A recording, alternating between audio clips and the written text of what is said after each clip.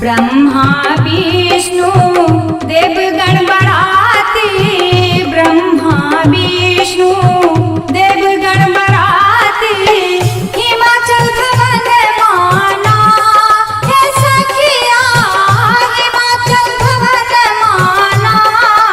शंकर पार्वती के लगन मां, शिवरात्रि शुभ दिन माना।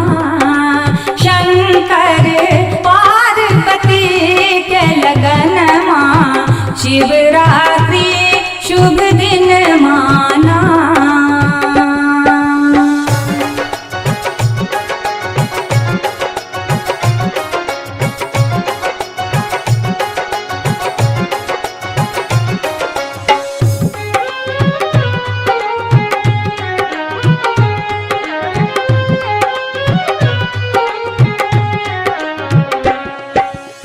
सप्तऋषि संग इंद्र इंद्राणी, सप्तऋषि संग इंद्र इंद्राणी, फूल बरसावे अंगन है सखिया, फूल बरसावे अंगन मां।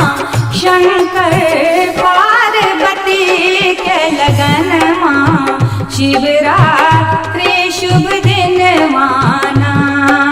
शंकर पार्वती के लगन मां, शिवरात्रि शुभ दिन माना।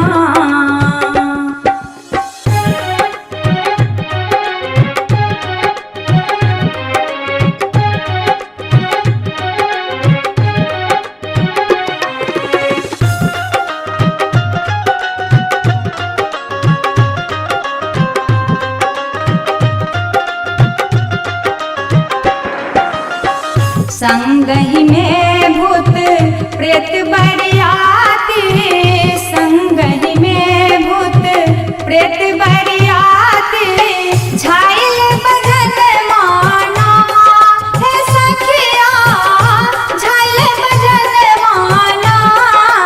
शंकर पार्वती के लगन मां, शिवरात्रि